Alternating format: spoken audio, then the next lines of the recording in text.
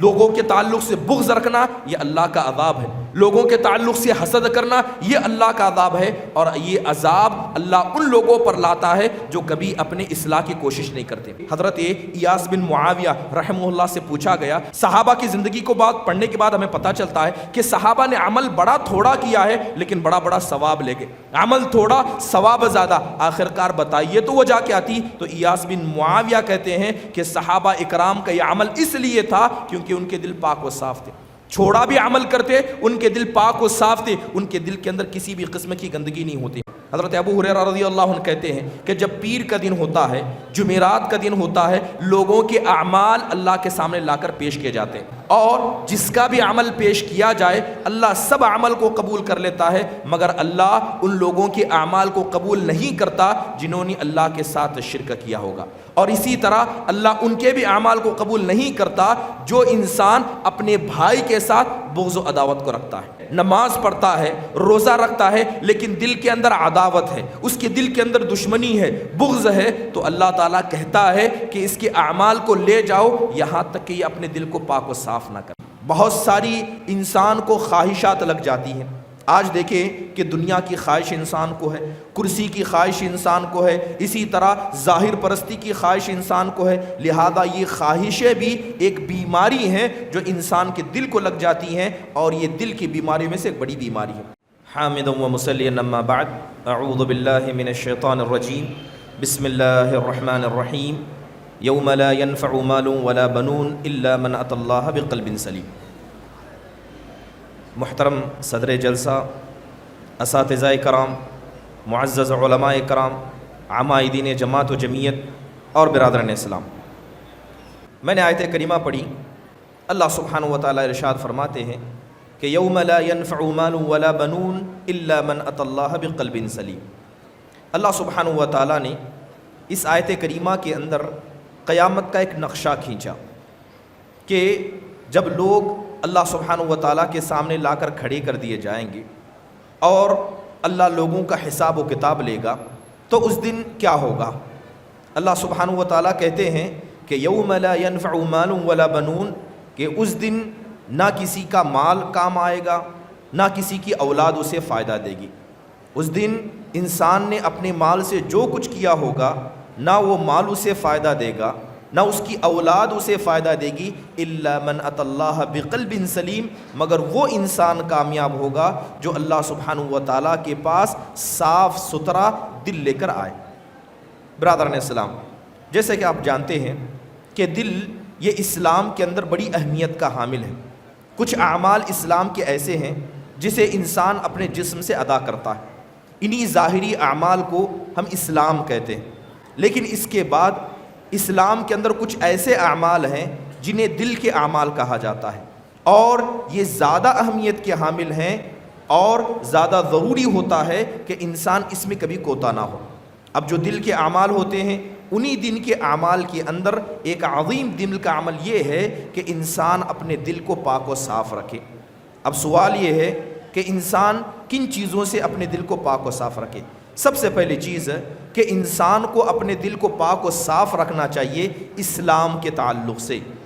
ابھی آپ کے سامنے بتایا گیا کہ یہ جو دور ہے یہ فتنے کا دور ہے، انسان کو فتنوں میں مبتلا کیا جا رہا ہے، اور سب سے بڑا فتنہ اگر اس دور کے اندر کوئی ہے تو وہ اسلام کے تعلق سے شکوک و شبہات کو لوگوں کے سامنے لا کر رکھ دینا ہے۔ بہت ساری تنظیمیں یا بہت سارے گروہ ایسے ہیں جو چاہتے ہیں کہ مسلمان بس مسلمان نہ رہیں، مسلمان اپنے دین سے دور ہو جائیں، وہ مسلمانوں کو اپنے دین میں داخل کروانا نہیں چاہتے، نہ وہ چاہتے ہیں کہ مسلمان ان کی جماعت میں شامل ہو، بس مسلمان اپنی شناخت کو کھو دیں۔ برادران اسلام، جب بات ایسی ہے کہ اگر انسان کو اس کے دین کے مسئلے میں شک و شبہات کے اندر داخل کر دیا جائے تو یاد رکھیں یہ دل کی ایک بہت بڑی بیماری ہے، اور جس شخص کو اللہ کے رسول صلی اللہ علیہ وسلم یا اللہ سبحانہ و تعالیٰ کی نازل کردہ کسی ایک آیت یا ایک حدیث کے مسئلے میں ادنا بھی شک انسان کے دل میں آ جاتا ہے تو وہ انسان سیدھے اسلام سے نکل جاتا ہے۔ تو سب سے پہلا مرض جو انسان کے دل کو لگتا ہے جو انسان کے دل کو فاسد اور خراب کر دیتا ہے وہ اسلام کے تعلق سے شکوک و شبہات ہے۔ تو ہر مومن اور مسلمان کو چاہیے کہ سب سے پہلے اس قسم کے شکوک و شبہات سے اپنے دل کو پاک رکھے۔ دوسری چیز، بہت ساری انسان کو خواہشات لگ جاتی ہیں۔ آج دیکھیں کہ دنیا کی خواہش انسان کو ہے، کرسی کی خواہش انسان کو ہے، اسی طرح ظاہر پرستی کی خواہش انسان کو ہے، لہذا یہ خواہشیں بھی ایک بیماری ہیں جو انسان کے دل کو لگ جاتی ہیں، اور یہ دل کی بیماریوں میں سے ایک بڑی بیماری ہے۔ تیسری بیماری جو انسان کے دل کو لگ جاتی ہے، یا اسلام نے جسے دل کی بیماری کے نام سے تعبیر کیا ہے، وہ گناہ ہیں۔ بہت سارے گناہ ہیں، جیسے مثال کے طور پر بدگمانی کرنا، حسد کرنا، کینہ،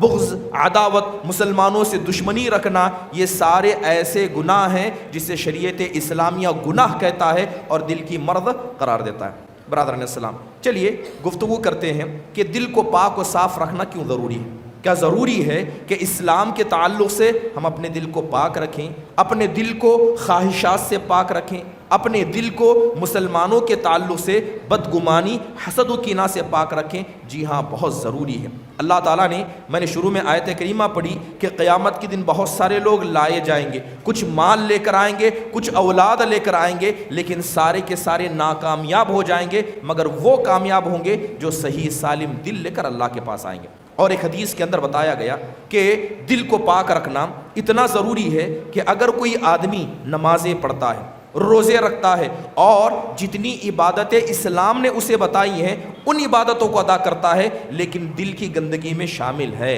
اس کے دل کے اندر فساد موجود ہے، تو اللہ کے رسول صلی اللہ علیہ وسلم کہتے ہیں کہ ایسے شخص کی نمازیں، ایسی شخص کی عبادتیں اللہ کے یہاں قابل قبول نہیں ہوتی ہیں۔ حدیث کے اندر آتا ہے، حضرت ابو ہریرہ رضی اللہ عنہ فرماتے ہیں کہ تعرض الاعمال فی کل یوم الاثنین والخمیس فیغفر اللہ ذلک اليوم لکل امرئ لا یشرک باللہ شیئا۔ حضرت ابو ہریرہ رضی اللہ عنہ کہتے ہیں کہ جب پیر کا دن ہوتا ہے، جمعرات کا دن ہوتا ہے، لوگوں کے اعمال اللہ کے سامنے لا کر پیش کیے جاتے ہیں۔ اللہ لوگوں کے اعمال کو دیکھتا ہے، اور جس کا بھی عمل پیش کیا جائے اللہ سب عمل کو قبول کر لیتا ہے، مگر اللہ ان لوگوں کے اعمال کو قبول نہیں کرتا جنہوں نے اللہ کے ساتھ شرک کیا ہوگا، اور اسی طرح اللہ ان کے بھی اعمال کو قبول نہیں کرتا جو انسان اپنے بھائی کے ساتھ بغض و عداوت کو رکھتا ہے۔ اس کا دل ہے، نماز پڑھتا ہے، روزہ رکھتا ہے، لیکن دل کے اندر عداوت ہے، اس کے دل کے اندر دشمنی ہے، بغض ہے، تو اللہ تعالیٰ کہتا ہے کہ اس کے اعمال کو لے جاؤ یہاں تک کہ یہ اپنے دل کو پاک و صاف نہ کر لے۔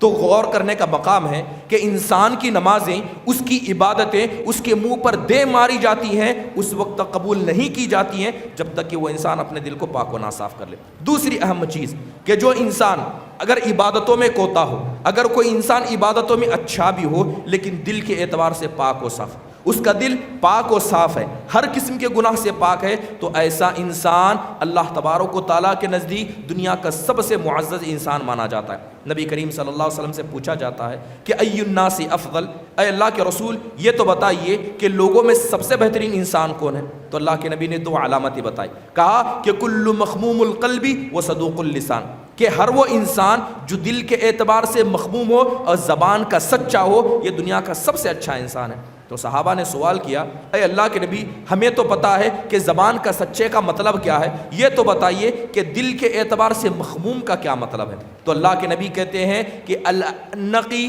التقی لا اثم علیہ ولا بغی۔ اللہ کے نبی کہتے ہیں کہ دل کا پاک و صاف ہونے کا مطلب یہ ہے کہ اس کا دل پاک ہو، اس کے دل کے اندر گندگی نہ ہو، نہ اس کے دل کے اندر حسد ہو، نہ اس کے دل میں بغض و عداوت ہو۔ تو لہذا اگر کوئی ایسا دل والا ہے، زبان کا بھی سچا ہے، تو یاد رکھیں اس پوری دنیا کے اندر اس سے بہتر انسان کوئی نہیں۔ سب سے اہم چیز کیا دل کو پاک صاف رکھنا ضروری ہے؟ یہ اس لیے بھی ضروری ہے کہ اگر کسی انسان کو اس مرض میں مبتلا کر دیا گیا، اگر کسی انسان کو اس مرض میں مبتلا کر دیا گیا تو سمجھ لیں کہ یہ اللہ کا عذاب ہے۔ لوگوں کے تعلق سے بغض رکھنا یہ اللہ کا عذاب ہے، لوگوں کے تعلق سے حسد کرنا یہ اللہ کا عذاب ہے، اور یہ عذاب اللہ ان لوگوں پر لاتا ہے جو کبھی اپنے اصلاح کی کوشش نہیں کرتے۔ قرآن میں اللہ تبارک و تعالیٰ کہتا ہے کہ وَنَزَعْنَا مَا فِي صُدُورِهِم مِّن غِلٍّ، کہ جب اللہ تبارک و تعالیٰ لوگوں کو جنت میں داخل کرنا چاہے گا، ان کا جنت کا فیصلہ کر دیا ہوگا، عرصات الجنہ جنت کے میدان میں ہوں گے، بس انہیں جنت میں داخل کرنا باقی ہوگا، تو اللہ تبارک و تعالیٰ ایک معاملہ کرے گا، اللہ کیا کرے گا؟ لوگوں کے دلوں کو پاک و صاف کرے گا. ان کے دل کے اندر جو حسد ہوگا، ان کے دل کے اندر جو بغض عداوت ہوگی، اللہ اس ساری گندگیوں کو نکال دے گا. اس کے بعد انہیں جنت میں داخل کرے گا. ایک سوال یہاں پوچھنا چاہیے کہ اگر کوئی انسان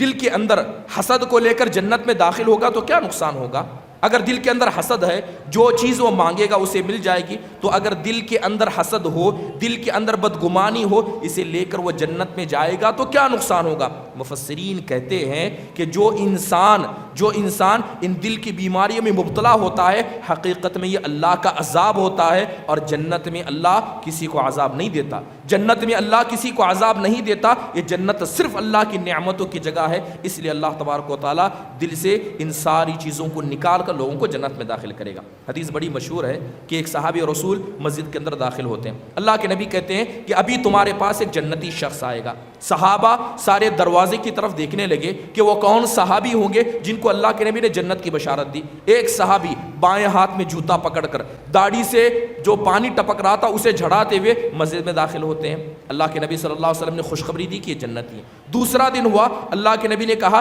کہ ابھی تمہارے پاس ایک جنتی آئے گا، اور دوسرے دن بھی وہی صحابی آئے. تیسرے دن اللہ کے نبی نے کہا کہ ابھی ایک جنتی آئے گا، اور وہی صحابی آئے. حضرت عبداللہ بن عمرو بن عاص کو بڑی یہ خواہش محسوس ہوئی کہ میں پتہ کروں کہ اللہ کے نبی نے تین مرتبہ اس شخص کو جنتی قرار دیا اور تینوں مرتبہ یہی انسان آیا. خواہش پیدا ہوئی کہ میں پتہ کروں کہ انسان آخرکار عمل کیا کرتا ہے. ہمارے ساتھ نماز پڑھتا ہے، ہم جیسا روزہ رکھتے ہیں ویسا رکھتا ہے، تو لہذا کوئی بہانہ کر کے ان کے گھر میں داخل ہو گئے. 3 دن تک ان کے گھر میں رہے. تو دیکھتے ہیں کہ وہ رات میں تہجد نہیں پڑھتے، وہ رات میں زیادہ عبادتیں نہیں کرتے، جبکہ حضرت عبداللہ بن عمرو بن عاص رات بھر عبادت کرتے تھے. لہذا آخر پریشان ہو گئے اور جا کر سارا معاملہ اس انصاری صحابی سے بیان کر دیا کہ میں تمہارے گھر میں اس مقصد کے خاطر آیا تھا، بتانا تو کہ وہ کون سا عمل ہے جس کی وجہ سے تم اپنے دل میں امید رکھتے ہو کہ اس عمل کی وجہ سے اللہ کے نبی صلی اللہ علیہ وسلم نے یہ خوشخبری تم کو دی ہوگی.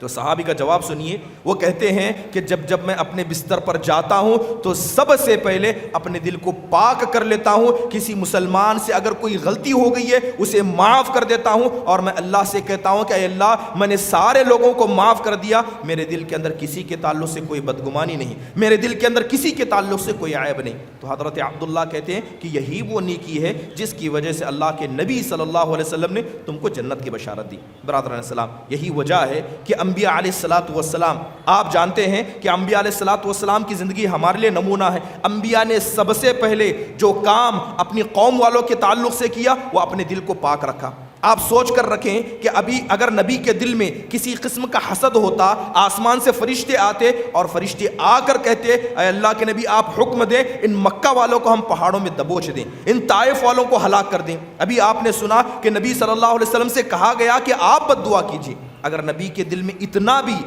کے دل میں اتنی بھی برائی ہوتی، اتنا بھی حسد ہوتا، ہاتھ اٹھا کر بد دعا کر دے، قوم ہلاک و برباد ہو جاتی. اللہ کے نبی صلی اللہ علیہ وسلم حضرت عائشہ کے پاس بیٹھے ہوئے، حضرت عائشہ بڑے پیار سے سوال کرتی ہیں اے اللہ کے رسول یہ تو بتائیے کہ جس دن احد کا مقام تھا آپ کے دانت شہید ہو گئے، آپ کا چہرہ زخمی ہو گیا، کیا اس سے بھی کبھی برا دن آپ کی زندگی میں آیا ہے؟ تو اللہ کے رسول صلی اللہ علیہ وسلم کہتے ہیں کہ ہاں اس سے بھی برا دن میری زندگی میں آیا. یہ وہ دن تھا جب میں طائف والوں کے پاس گیا تھا. ان لوگوں نے میری بات کو مانا نہیں، اپنے اوباش بچوں کو میرے پیچھے لگا دیا، یہاں تک کہ انہوں نے مجھے پتھر مارے اور مجھے ذلیل و رسوا کیا. اللہ کے نبی صلی اللہ علیہ وسلم کہتے ہیں کہ اس وقت اللہ تبارک و تعالیٰ نے فرشتہ بھیجا. فرشتہ آ کر کہتا ہے کہ آپ حکم دیں تو پہاڑ کے بیچ میں ان کو ہم پیس کر رکھیں. آپ دیکھیں کہ نبی کا دل کتنا پاک تھا. اللہ کے نبی صلی اللہ علیہ وسلم کے سامنے بس فرشتہ ہے کہ آپ کے حکم کی تعمیل کریں. اللہ کے نبی کہتے ہیں کہ یہ نہیں تو ہو سکتا ہے ان کی آنے والی نسلیں مسلمان ہوں گے. انہوں نے مجھے مارا لیکن پھر بھی میرے دل میں کوئی ان کے لیے شکوہ نہیں ہے، انہوں نے مجھے رسوا کیا لیکن پھر بھی میرے دل میں کوئی ان کے لیے تکلیف نہیں ہے. سبحان اللہ، کتنا پاک و صاف دل انبیاء علیہ الصلوۃ والسلام کا تھا.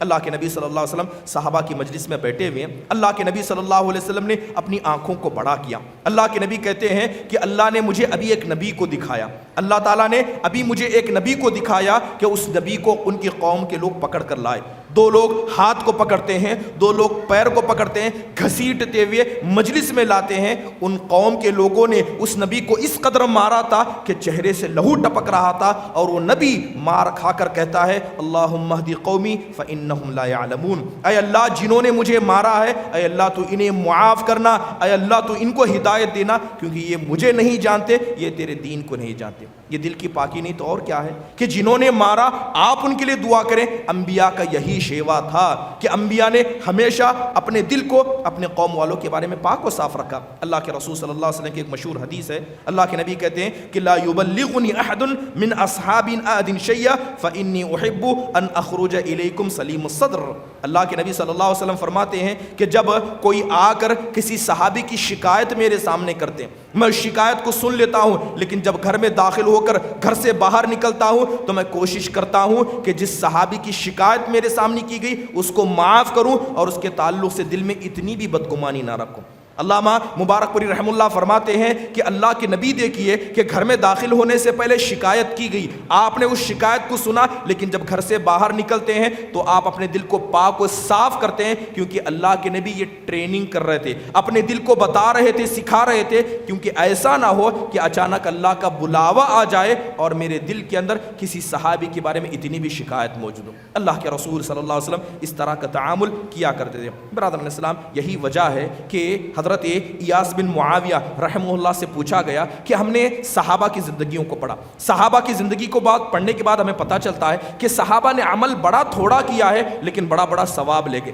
عمل تھوڑا ثواب زیادہ، آخرکار بتائیے تو وجہ کیا تھی؟ تو ایاس بن معاویہ کہتے ہیں کہ صحابہ اکرام کا یہ عمل اس لیے تھا کیونکہ ان کے دل پاک و صاف تھے، چھوڑا بھی عمل کرتے، ان کے دل پاک و صاف تھے، ان کے دل کے اندر کسی بھی قسم کی گندگی نہیں ہوتی۔ حضرت ابو الدرداء رضی اللہ عنہ کے بارے میں آتا ہے کہ جب بستر مرگ پر تھے، اس بستر پر پہنچے جس بستر پر ان کا انتقال ہو گیا، تو ہاتھ اٹھا کر 70 سے زیادہ صحابہ کا نام لے کر دعا کرتے تھے، کہتے اے اللہ حضرت ابو بکر رضی اللہ عنہ پر رحم فرما، صحابہ کا نام لے لے کر کہتے۔ تو لوگ بڑا تعجب کرتے کہ ایسی حالت میں انسان اپنا سوچے گا، اپنے بارے میں کہے گا کہ اے اللہ تو مجھے معاف فرما، یہ صحابہ کا نام لے لے کر ان کے لیے مغفرت کی دعا کرتے ہیں۔ تو حضرت ابو الدرداء رضی اللہ عنہ کہا کرتے کہ یہ صحابہ اکرام ہیں، اللہ نے ان سے محبت کی ہے، میں اللہ کو بتانا چاہتا ہوں کہ یہ صحابہ ہیں، ان کے اور میرے بیچ میں کسی قسم کی رنجش نہیں ہے، ان کے میرے بیچ میں کسی قسم کی رنجش نہیں ہے، یہ سب نیک تھے، سب مجھ سے بہتر تھے۔ تو آپ دیکھیں کہ کس طرح کا بہترین نمونہ حضرت ابو الدرداء رضی اللہ عنہ نے ہمارے سامنے پیش کیا۔ حضرت عمر بن عبدالعزیز رحمہ اللہ علیہ مجلس میں بیٹھے، اس بات کو سمجھنا چاہیے کہ دل کو پاک رکھنا کتنا ضروری ہے۔ آج دیکھیں اسی دل کی گندگی کی وجہ سے پورا معاشرہ برباد ہو چکا ہے۔ ایک مسلمان آپس میں دوسرے کو بھائی تو کہتا ہے، صف میں تو کھڑا ہوتا ہے، لیکن پھر بھی دل کے اندر جدائی ہے۔ رشتہ دار ماں باپ اپنے بچوں کو بچہ تو کہتے ہیں لیکن وہ دلوں کے اندر محبت نہیں ہے، بچے اپنے ماں باپ کو ماں باپ تو کہتے ہیں لیکن وہ الفت باقی نہیں ہے، کیونکہ سب سے بڑی وجہ دلوں کے اندر گندگی آ چکی ہیں، دل فاسد ہو چکے ہیں، اسی وجہ سے ساری محبتیں ختم ہو گئی۔ غور کریں کہ حضرت عمر بن عبدالعزیز رحمہ اللہ علیہ کے پاس ایک شخص آیا، آ کر فلاں انسان کی برائی کر دی، ایک انسان کی برائی کر دی۔ حضرت عمر بن عبدالعزیز رحمہ اللہ علیہ نے اس انسان کو بڑی مجلس میں بلایا اور کہا کہ دیکھو اب میں تمہارے مسئلے پر غور کروں گا، جس انسان کی شکایت تم نے میرے سامنے لا کر کی، اگر تم اس مسئلے میں جھوٹے ہو، جس کی شکایت تم نے کی اگر تم جھوٹے ہو تو تم الزام لگانے والوں میں سے ہو، تم وہ فاسق و فاجر ہو جو جھوٹی باتیں لا کر میرے سامنے کہتا ہے، اور اگر مان لو کہ جو تم نے شکایت کی اگر سچے بھی ہو تو تم چغل خور ہو۔ اب بتاؤ تم کو الزام لگانے والے کی سزا دوں یا تم نے جو سچ کہا ہے اس مسئلے میں تم کو چغل خور کی میں سزا دوں؟ اب بتاؤ تمہارا کیا فیصلہ کروں؟ سبحان اللہ، کتنا بہترا تعامل کہ کسی شخص کی برائی تک کو سننا سلف صالحین پسند نہیں کرتے تھے۔ اسی طرح وہب بن منبہ رحمہ اللہ کے بارے میں آتا ہے کہ ایک انسان ان کی مجلس میں آیا، وہب بن منبہ رحمہ اللہ علیہ کی مجلس میں آیا اور آ کر کہنے لگا کہ فلاں انسان جو فلاں جگہ پر بیٹھا ہوا ہے وہ آپ کو گالی دے رہا ہے، وہ آپ کو برا بلا کہہ رہا ہے۔ تو حضرت وہب بن منبہ رحمہ اللہ ہمارے غصے کے چلانے لگے اور کہنے لگے کہ وہ انسان مجھے وہاں بیٹھ کر گالی دے رہا ہے، مجھے نہیں پتا تھا، لیکن شیطان چاہتا تھا کہ اس بات کو مجھ تک پہنچائیں، اور شیطان نے تمہیں اپنا رسول بنایا، تم شیطان کے رسول بن کر آئے ہو، شیطان کی بات مجھ تک پہنچانے کے لیے آئے، مجلس سے دھتکار دیا، مجلس سے ہکال دیا، لیکن کچھ ہی دیر میں وہی انسان داخل ہوتا ہے، وہ انسان سلام کرتا ہے تو وہب بن منبہ رحمہ اللہ آگے بڑھ کر اس کے سلام کا جواب دیتے ہیں اور اسے اپنی مجلس میں بٹھا لیتے ہیں۔